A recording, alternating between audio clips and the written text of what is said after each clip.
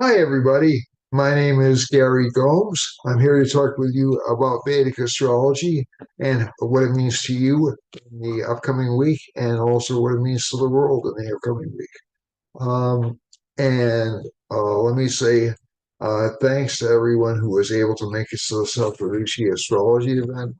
There'll be another event coming around September 17th, the middle of September, in which the group will focus around retrograde planets that's being planned and put together right now.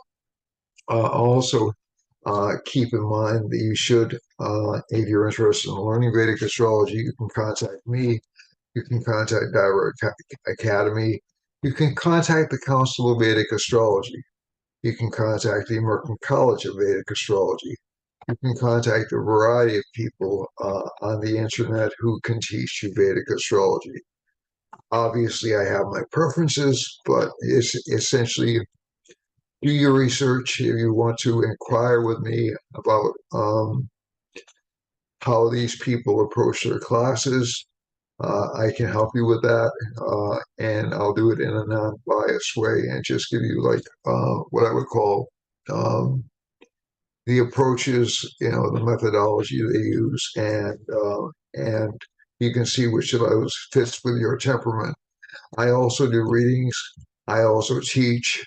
I do have plans for a large school coming together, and so again, this is something where the options for learning astrology are much wider than they were when I was starting out. And my interest was actually in the 1970s, excuse me, and but around the late 1980s was when I finally got involved in formal study. And I think one of the things you have right now is there are a lot of people out there. So it gets a little bit tougher to determine which is a good fit for you and which is a bad fit for you. And I'm not saying any astrologer is better than another astrologer is, although obviously there are going to be qualitative differences between astrologers. But um, it really depends on most learning. I'm going to say this as a philosophical stance. Most learning is up to you. It's not up to the teacher. And essentially, if you have curiosity, if you have motivation, if you have stamina and determination, you'll learn. It's not really, a lot of the information is out there. A lot of it's really readily available now. So that's great. And a lot more is being discovered every day. So I think the opportunities are really great right now. You can contact me if you want a reading at 508 525 0001.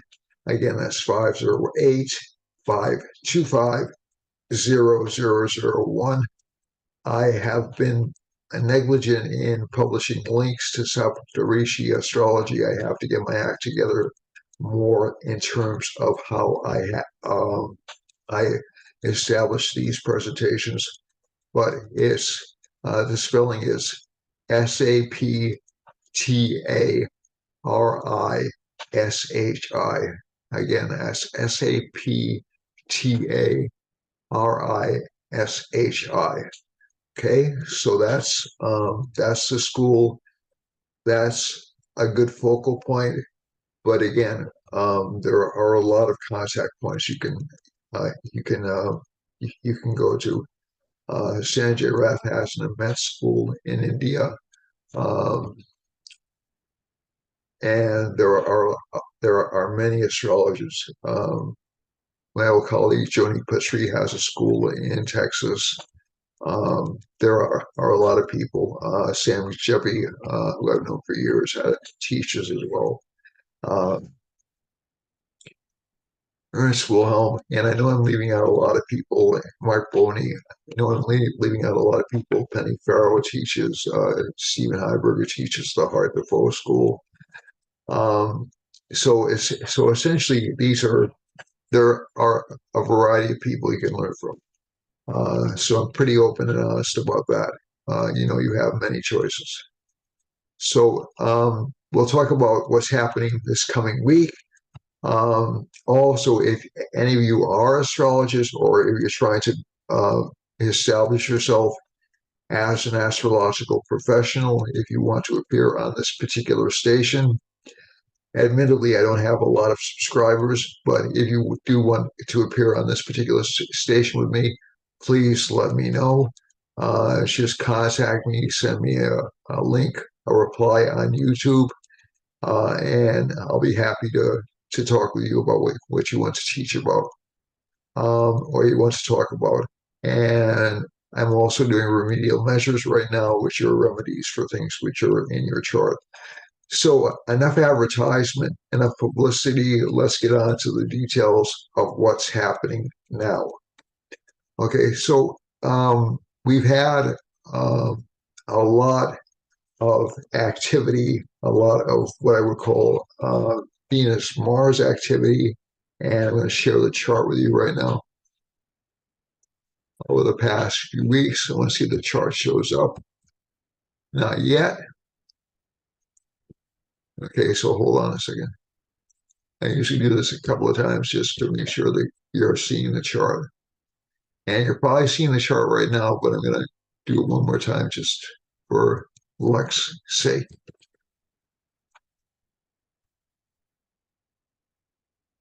All right, so you're probably seeing that chart right now. And this chart is, again, as I indicated before, we have this is Saturday, July 22nd, 2023. The moon is in Leo right now. We just went through a new moon. So essentially, what that means in plain English is the moon is at its weakest point in the chart. So, so essentially, it's I have to look at it. This is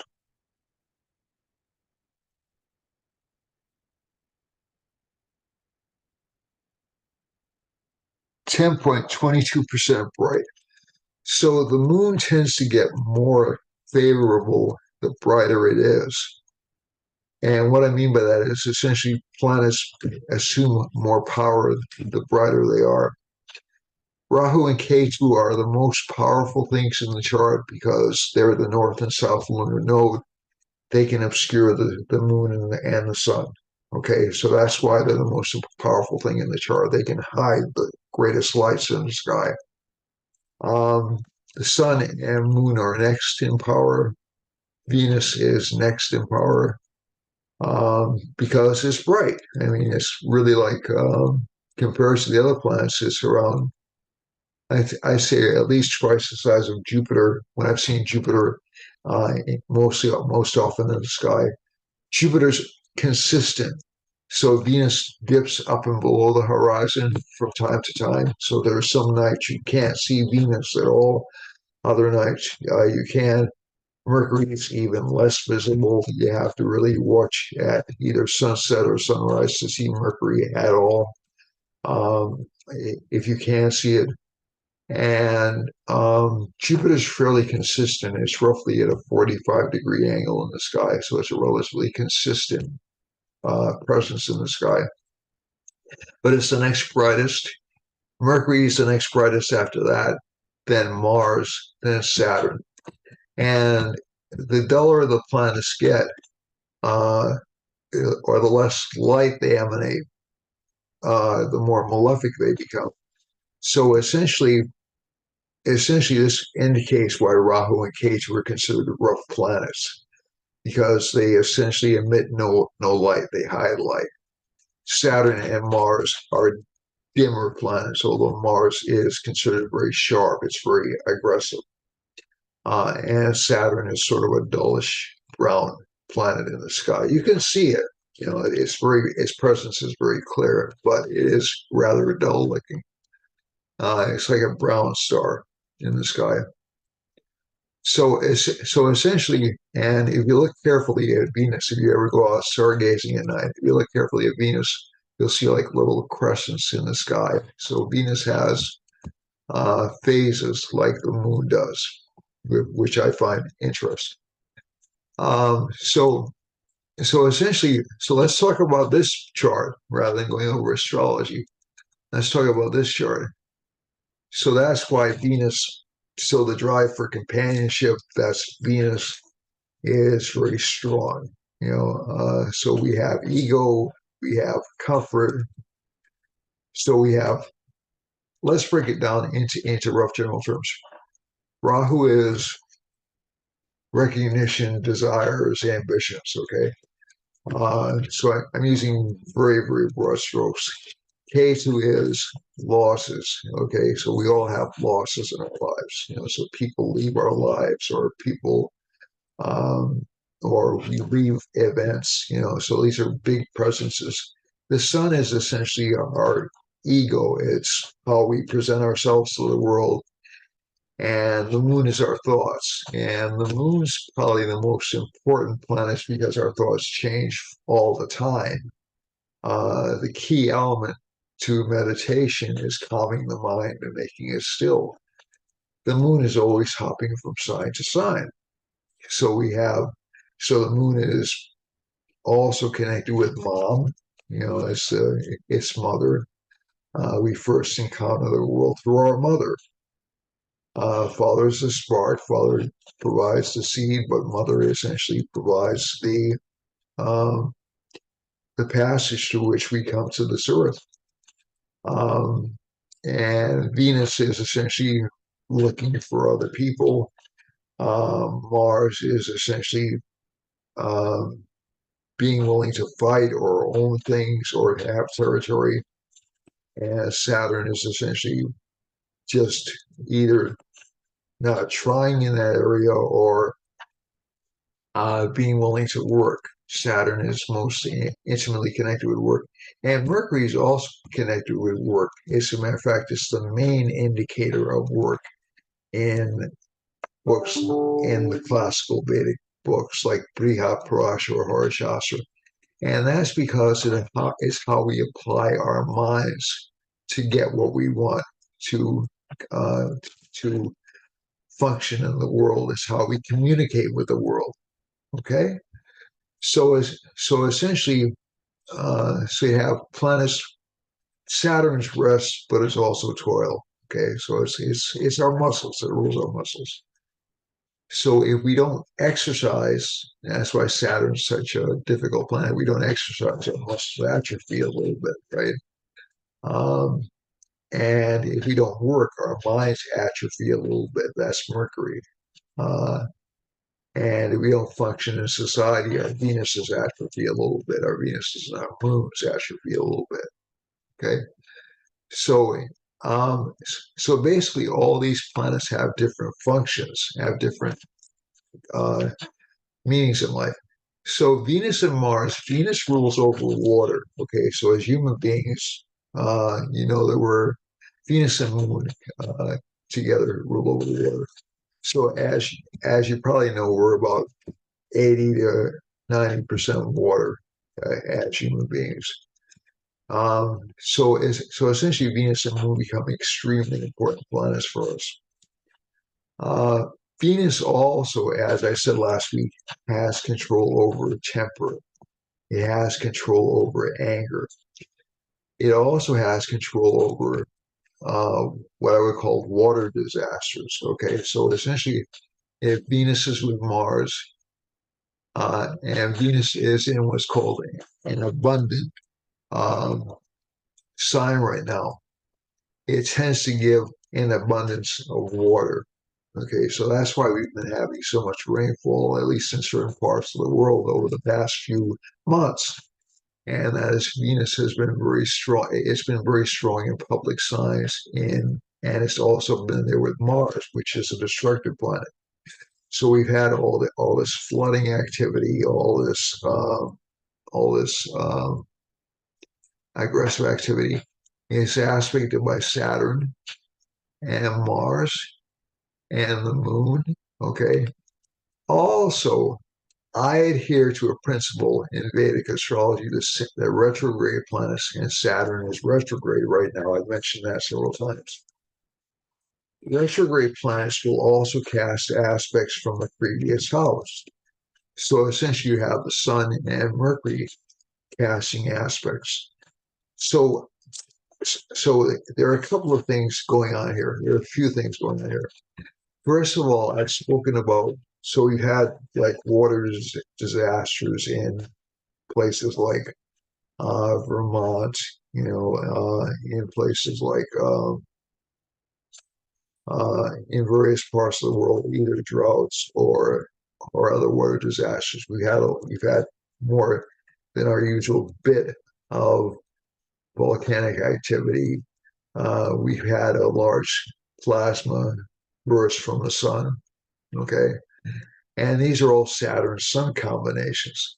Now, so Saturn's aspecting from here, from this sign Capricorn to Cancer and Mercury as well. Saturn is also aspecting Rahu and Jupiter. Saturn is also aspecting Venus. So Saturn's really the dominant planet in this chart. Saturn's aspects are really quite profound, but also Jupiter's aspecting Venus and Mars. Now, Jupiter's an abundant planet, so that's good, right? In most circumstances, yes. In cases where you have a Saturn influence, it gives an abundance. Saturn will give breakdowns or sometimes destruction, especially if it's combined with Mars, and sometimes suppression, especially if it's connected with Sun and Mercury, and especially if it's connected with Jupiter and Rahu. So we have a season in which we haven't been really free um, of transportation disasters, of which are connected with Mars and Venus, of weather disasters, which are also connected with Mars and Venus, and also Saturn, and also what I would call ideological disasters, which are connected with Jupiter and to a lesser extent with Sun and Mercury. And the ideological disasters I'm referring to is the fact that it looks like, to me, uh, governments are getting more concerned with determining how people think. And again, this is not just in one from one side of the political spectrum. So I have to be clear about that. It's from both sides. Okay, so essentially, with that Jupiter Rahu conjunction, everybody's trying to control a narrative right now. Everybody's trying to control what you see is going on. So you're not going to get really, I would say, not the real truth, and even then, only part of it until until around mid-December, even into early next year, because number one, Jupiter is going to be in Kritika Nakshatra, which is a very critical and very analytical nakshatra. And number two, Rahu will have changed signs and gone into Pisces.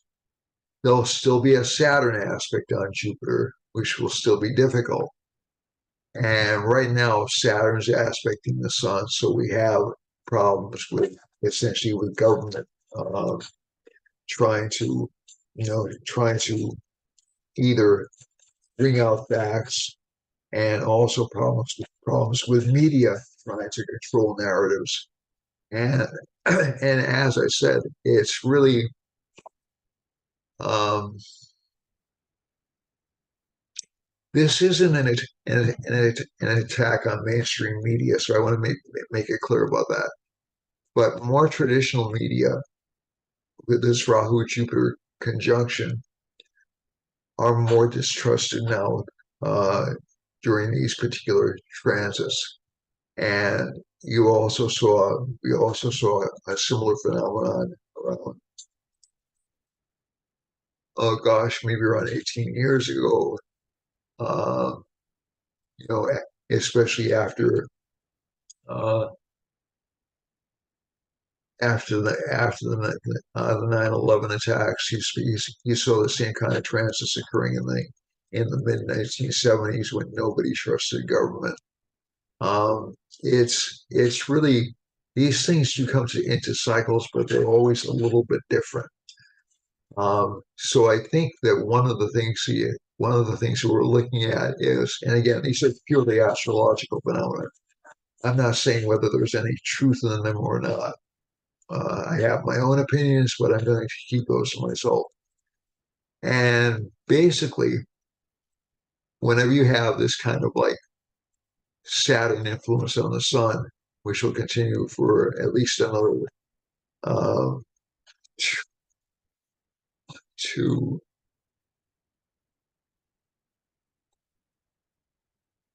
at least another 2 months, then come back again in October, another 2 months, then come back again in mid-October, all the way through December, through mid-December.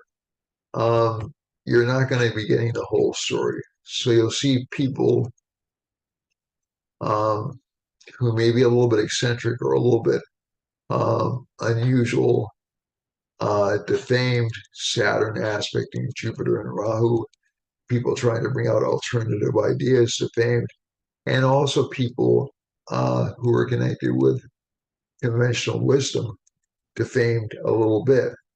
So I think my message is still clear from last week. Keep an open mind to what you're hearing on the media, because the media, um, most media is a commercial enterprise. Okay. So I'm not saying this cynically, I'm just saying this realistically. Most media is a commercial enterprise. They want to keep you consuming more media. And maybe the best thing over the next couple of weeks may be to keep away from media just a little bit. But media thrives on panic. So most people tend to get more, uh, they'll view more when there's bad news. And we're talking about weather phenomena. We can expect more problems in terms of governments. So France, as we know, is in the middle of a kind of a crisis, very much like the summers that we experienced in the 1960s in the United States. Um, and also there are certain uh, quote unquote rebellions happening in England, Germany, Ireland, to a lesser extent, Russia, um, and various countries around the world where people are just really unhappy with their governments for a variety of very legitimate reasons, I should add. So I think one of the things also, inflation is not going to go away anytime soon. It's moderated. And, as in, so we've gotten more used to high energy prices, but that will have an inflationary ripple, and you'll see it much more strongly in the fall. Also, I think one of the things they were looking at is an overall, I wouldn't be very surprised to see an overall slowdown of the economy, especially as we get towards the fall and especially into January. Okay, so that has to be, so there's a certain amount of illusion about the prosperity of the world. A certain amount of it's being covered. And when Rahu changes signs, a lot of that will be exposed. So I think these are interesting times. And we're going to look at the world map in a few minutes after I go through the astrological signs for each of you. Uh, but um, but again, I'm not seeing anything catastrophic. I'm not seeing a nuclear war break out. I'm not seeing a global war break out. It's not the right timing for something like that. To be quite truthful, we're we're at least a decade away from something like that happening, and that's not an inevitability anyway. Okay, so I think one of the things you have to be careful about is uh, looking at the immediate environment and extrapolating the immediate environment to what you think is going to happen. Um, I don't, um, I don't like, um, I don't like panic. I don't like people scaring you. Uh, I do like realistic projections, so I'm not saying that, you know, I'm not, I'm not hyper uh, optimistic, but I'm also, it's, it's also, if you go back and look at history, if you go back and look at projections of what was supposed to happen at certain times, even astrologically, the batting average astrologically is not that good, if I'm going to be quite blunt with you. And it's not that these are bad astrologers, it's just that emotionally, they have, some astrologers do really, really well. Okay, so I'm going to amend that. Some astrologers do really, really well, but other astrologers tend to go like, well, this is going to be a disease-ridden decade, or this is going to be X, Y, and Z are going to happen. I do think we are going to see a lot of changes in governments over the next 10 years or so, though. That's very strong. Um, and I think the major thing I would encourage people to do is to maintain your belief in honor, freedom, especially freedom of speech, um, because there's a myth that a democracy can't last for a long time without freedom of speech. That's not necessarily true. There's a myth that governments can't last for a long time without that. There have been governments that have functioned pretty well. China is one example without freedom of speech. So I think, and they call themselves a democracy. So it's not. Um, I'm just trying to advise you that um, you want to watch your governments. You want to watch what your politicians or what their opponents say very, very carefully and think about them. Okay, that's all I'm asking you to do. You two do. Okay. All right. All right. So I remember I was one of the first people in my high school to come out against the Vietnam War, and at that time it wasn't that popular. And about 8 years later, I had friends come and say, "Hey, Gary, you were right." It doesn't mean I'm right about everything, obviously, but I think, and that wasn't astrologically based, but and there have also been times I've been wrong. So I think one of the things, but I've never been wrong about the tendency of fear to drive countries into suppressive modes. I think that's one thing that you have to watch out for. Franklin Delano Roosevelt was absolutely right. Fear is um, fear is absolutely the worst component that you can add to a political mix. And to quote from Doom, fear is the mind killer, I think it was, right? So just don't panic. All right. Hitchhiker's Guide to the Galaxy. I want to make sure I get all the right credits. Don't panic. All right. So let's go on to the charts for you Aries folks. Okay. Aries has Rahu and Jupiter in the first house. Again, this is relatively common to you folks. So it's that strong desire, that strong ambition. Jupiter's in um, a really interesting nakshatra. It's in Bharani nakshatra, Bharani. And Bharani is really kind of it's usually a negative nakshatra because it does indicate the ending of certain things.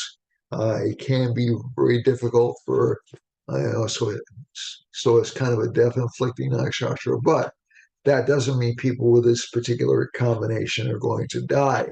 It just means it's just a nakshatra which imposes limits on us.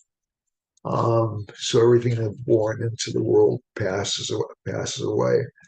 So there'll be a lot of panic about that, a lot of concern about that, a lot of concern about, um, and a lot of lies spread about that because Rahu's with that. So I think one of the things right now is this sign has a lot of concern about its economic survival. Saturn's aspecting the first house, but it's actually doing fairly well right now economically, at least for the time being.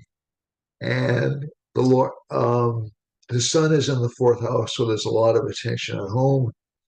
There's actually some financial gifts, but there are more arguments than usual with children in particular. K2's in the seventh house. Relationship partners seem to be a little bit caustic or a little bit difficult to deal with. Um, and Saturn's in the 11th house. So again, financial gains, but pick up from things you've let go in the past, rejuvenate activities, reconsider them. Okay.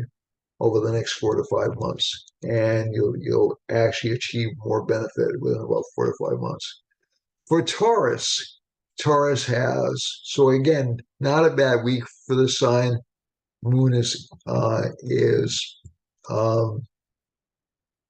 so for Aries, not a bad week. Moon is expanding, it's growing. So uh, by around the end of the week, you'll see some financial gains, definitely. But Taurus has Venus in the fourth house, so there'll be a lot of focus around home life. There will be some difficulties in relationship life. Sometimes people with Taurus rising will feel like relationship partners are taking a bit of advantage of them. And I think that one of the things that I've seen from this particular combination is that relationship partners will view their desires as being more important than your desires. So this will present kind of a conflict between what you want and what your relationship partner wants. There will be a lot of attraction to people, especially close to home. This is kind of a Venus and Mars together, kind of a sexual combination. So, um, so, so essentially, people rev up a little bit. They'll seem friendlier than most, but especially at certain times of the day, like let's say if we're talking about, um, let's say early in the morning, energy levels will be higher. Um, Around 10 o'clock at night, people will be more angry at each other. This is Eastern time zone. Um, and so that's just because of where these planets are located. And especially for Taurus, again, this sign has to watch out for health. It has to watch out for how it approaches its relationship life. Career life should be very good for Taurus, though. But again, a lot of expenses, especially because of friends or because of ambitions. So again, try to control spending. It's a little bit difficult with Rahu in the 12th house because you see this thing and you have to have it. If Rahu's in the 12th house, it's really almost addictive if you have that planet in the 12th house. Gemini has um, Mercury in the second house, so it'll have more opportunities to speak over the next couple of weeks. It'll have more opportunities to make money. Again, that's a bit restricted because Saturn's aspecting the sun from that peculiar aspect that I just told you about. Also, but again, if you work hard and if you apply yourself, you'll see some gains coming over the next few weeks. Also, the fourth house, the third house, some problems to siblings, obviously, some problems to in terms um, of relationship life because of Saturn aspecting Jupiter. Um, but siblings in particular will be hurting this month. There'll be a lot of attention on siblings and their families uh, this this month. The other thing is K2's in the fifth house, so children will be a little bit depressed or prone towards depression. Saturn's in the ninth house, so that gives some problems to teachers or authority figures or people who've been guiding you. As Jupiter's in the 11th house, so again, there'll be short-term gains, more gains of reputation, which you can monetize later on.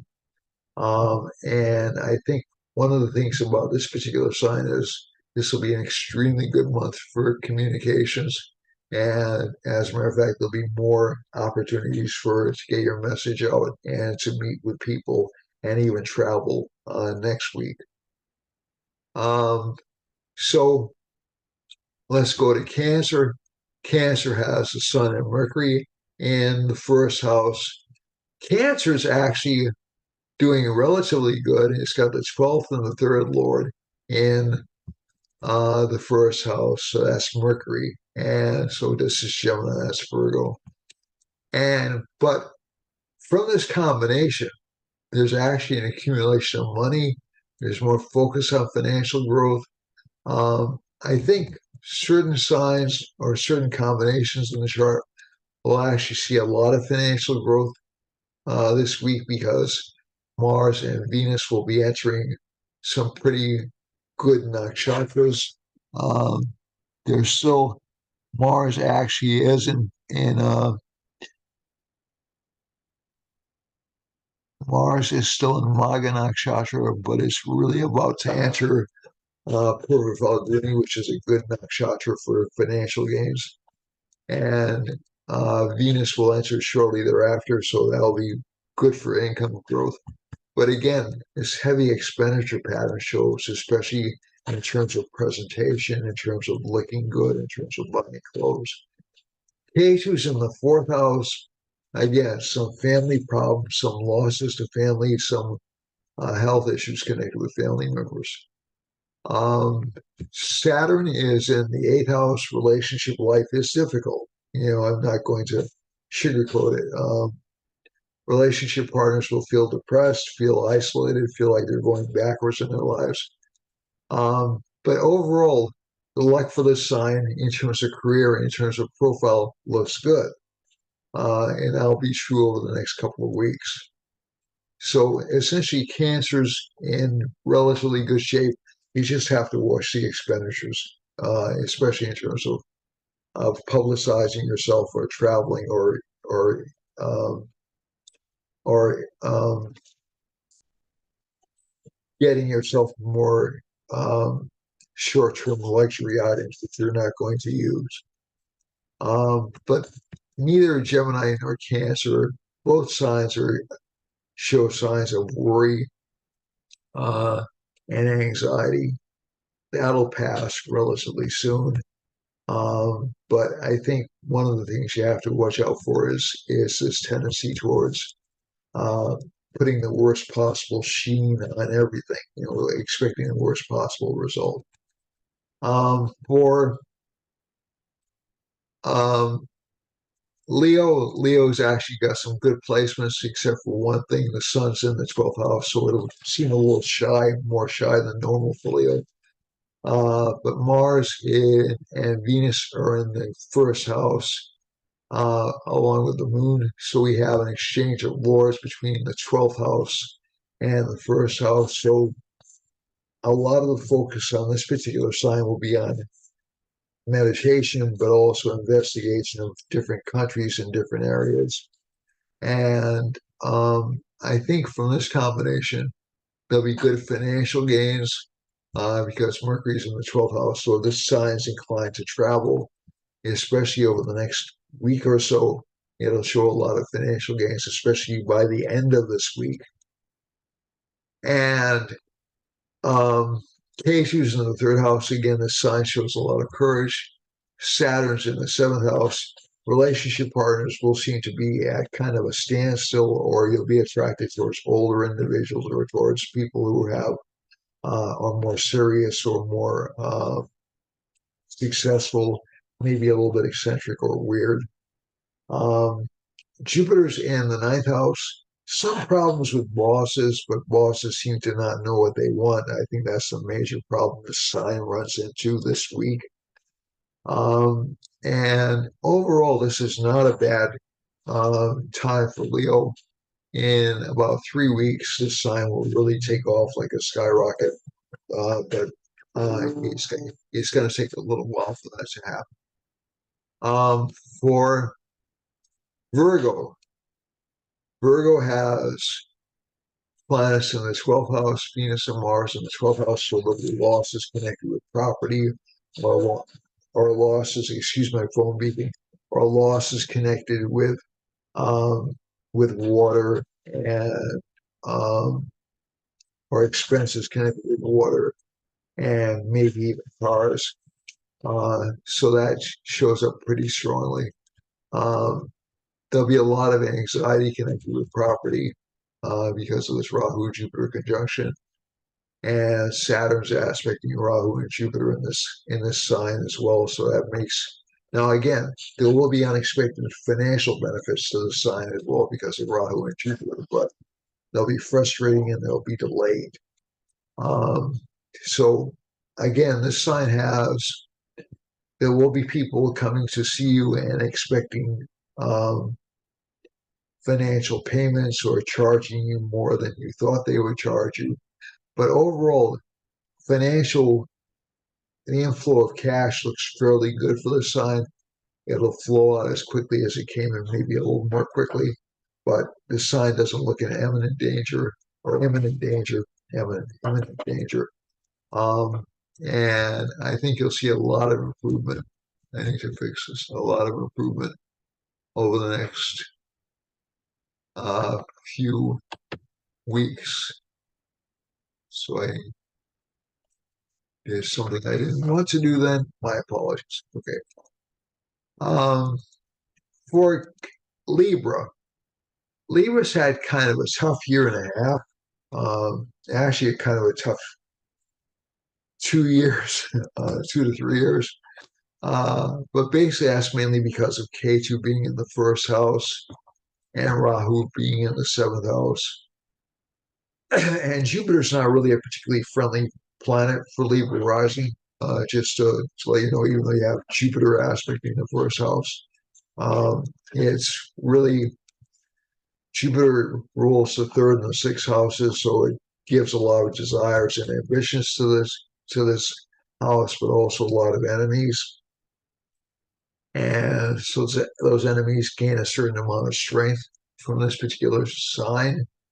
Um, and but K2 in the first house, there's some confusion over direction or some obstruction in direction. So if Libra sets a straight course, it'll be disrupted or interfered with. That'll continue really until the end of the year, pretty much.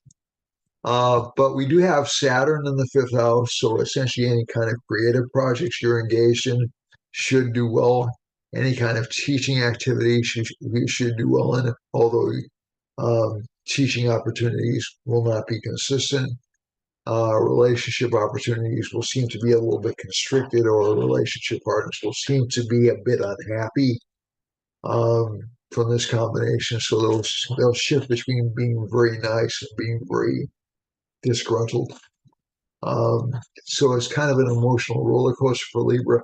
But on the positive side, this month, and especially over the next couple of weeks, looks to be a really great opportunity for Libra to make a good amount of money, new friendships, because of Venus and Mars being in the 11th house. So this actually looks like a good time for financial growth for this particular sign. And with that K2 in the first house, very good for spiritual acumen.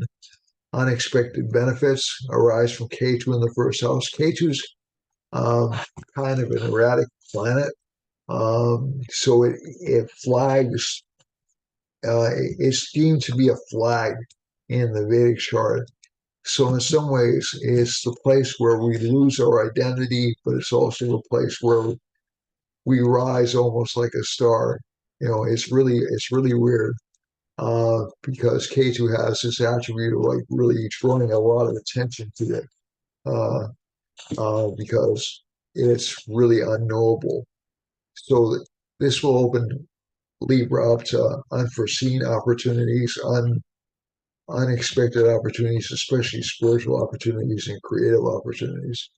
So financially, this shouldn't be a bad month for it.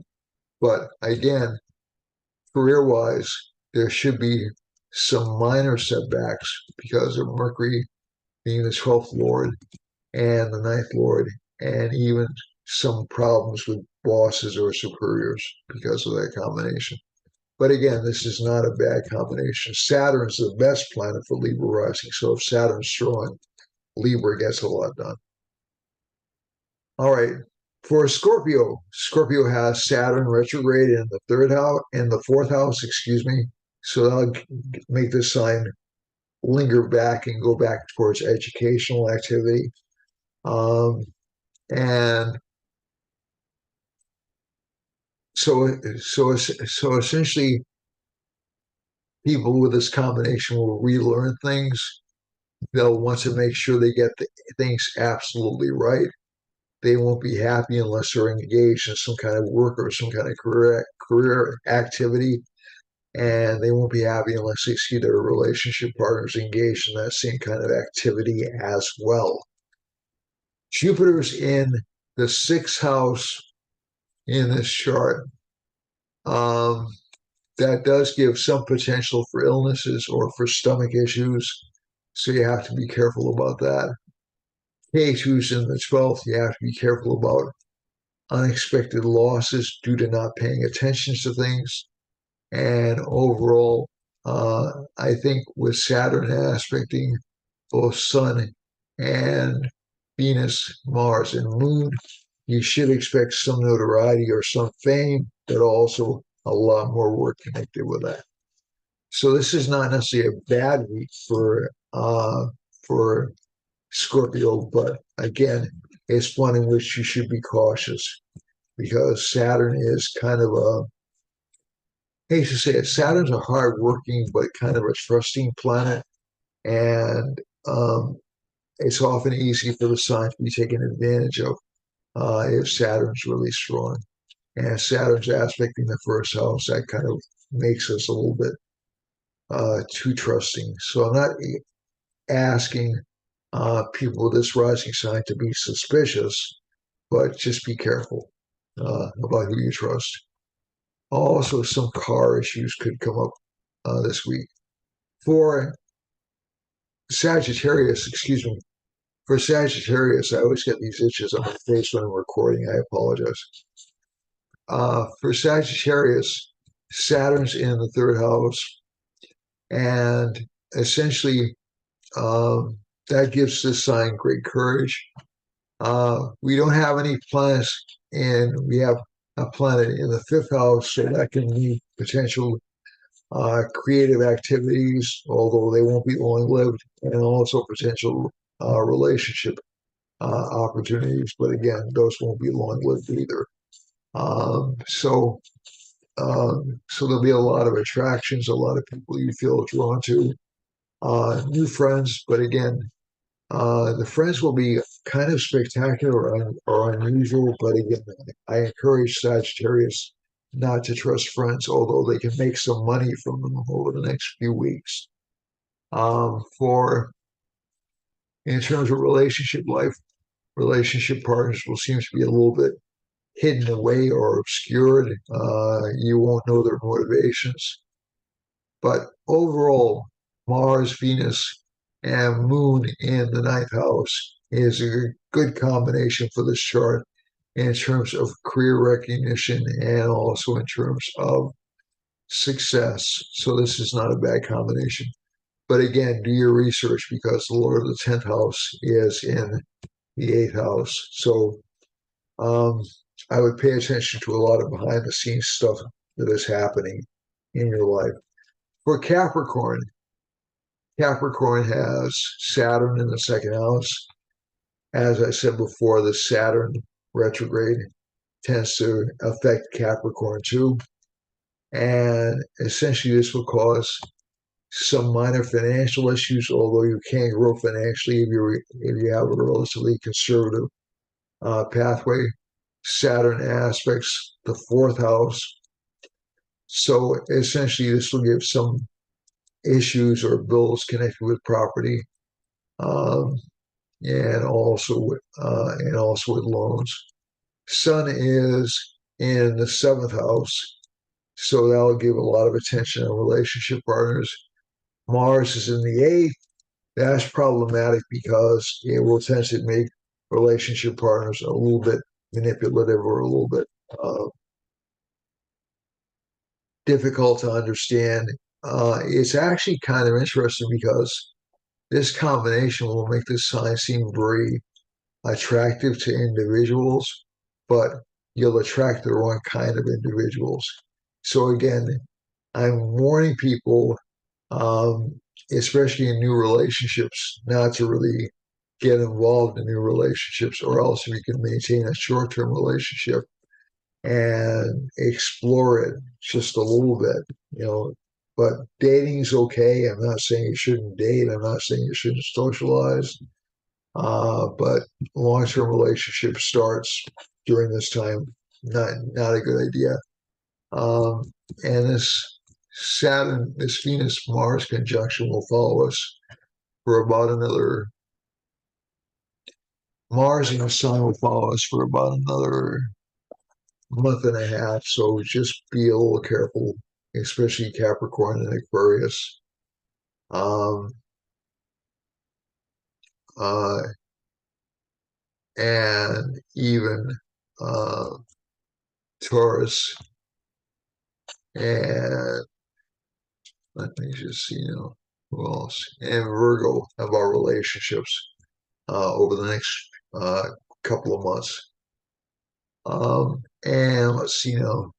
K2's in the 10th house, so career life will start to uh, lighten up. You'll start to get more recognition, still not full recognition for all the hard work you've done, but you'll start to get more. And good for gains for this particular uh, rising sign, but gains from relationship partners, also from investments. For Aquarius, Aquarius has Saturn in the first house, so it's going to come up with some really interesting ideas that it'll be able to put into motion rather quickly. And when I say rather quickly, about 4 to 5 months.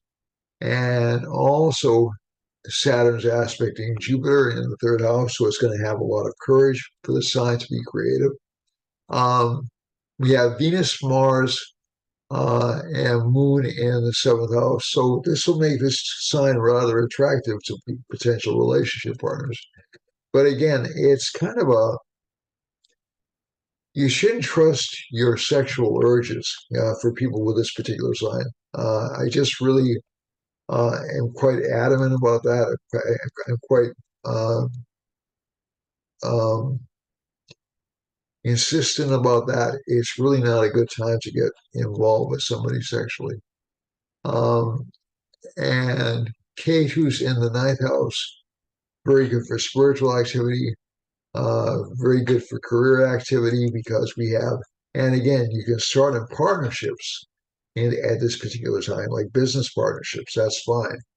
But in terms of relationship life, in terms of long-term commitments, like marriage or boyfriend, girlfriend, probably not a good idea. But again, a very innovative few months for this rising sign. A lot of opportunities. For Pisces, finally, we're down to Pisces. Pisces has um, Jupiter in the second house, good for gains. Sun is in the fifth house, good for collected children. Venus, Mars in the sixth house, good for overcoming opposition. Cage, who's in the eighth, more interested in occult and metaphysical studies, and Saturn's in the 12th. Watch out for expenditures, especially for friends. Now, I only have a few minutes to go over the uh, chart, and that's because I spend a lot more time than I usually do on individual signs. So So let's go to the astro mapping. Now let's see if I can enlarge it. All right. So the areas I would look for a lot of communications coming out, and especially uh,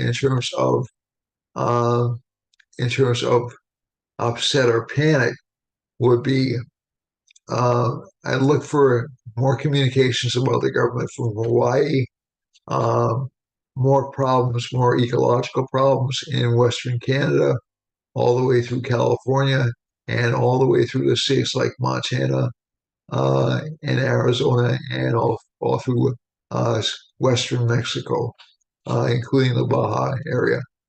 So I'm not expecting a lot of earthquakes or a lot of natural catastrophes here, but a lot of panic and a lot of government scandals essentially between Arizona and Texas, and even into Louisiana.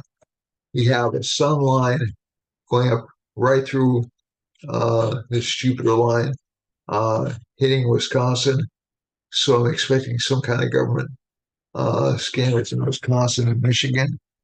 And also we have a Mercury line coming up through Washington. So again, obviously we're going to get a lot of news media attention from Washington, but also down through Florida, also down through Cuba, also down through Haiti, some flooding in Haiti, Dominican Republic, and also in Guyana, and and a lot of communications about government issues in and the economy in uh, Western South America, all the way down through Peru, Chile, and Ecuador, and even touching on uh, Argentina.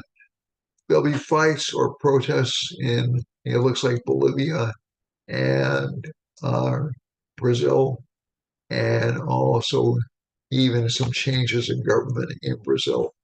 If we go over here, the sun's passing right through the Azores and through Western Africa, down around the Ivory Coast and down around Mali.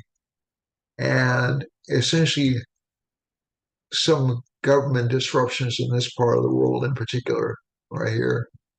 Also, Ireland is being hit by Mercury. There's going to be a lot more news coming out of Ireland, France, uh, Great Britain, or the United Kingdom, um, and especially about governmental disruptions or about governmental dishonesty. France is still in sort of like the middle of this kind of like turmoil, and that's mainly because of Jupiter with Rahu. Okay, so that's not really.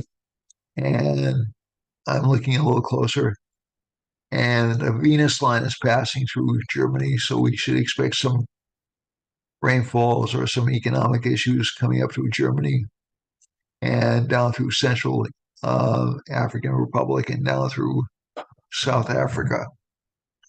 Some fighting is, I'm sorry, some communications, more communications coming through Norway, Sweden, and also through Greece and Libya. And Moon is running through Turkey. There's a Mars line running through Turkey. There was an earthquake in this region of Turkey, excuse me, roughly this region of Turkey today. Um, and um, so that's the Moon combination coming in. It wasn't a very big earthquake, but no earthquake's a good earthquake. Um, and also you'll see disruptions and even possibly changes in governments uh, around Israel and Palestine and Lebanon. If we go over here, there's not a lot of activity between uh, in Russia, but again, Rahu and the moon cover this entire area, so there's a lot of potential for disruption over here. And if we go over here to the sun, some government scandals right in the middle of India, and also this entire part of the world is going to be very busy. And I would say Japan is going to have some governmental scandals over the next few months. So is China, and so is Borneo and Australia. Um, New Zealand's already has some governmental scandals happening and some disruptions and changes in leadership. So that's all I have time for this week. I love you all. Stay safe and be well.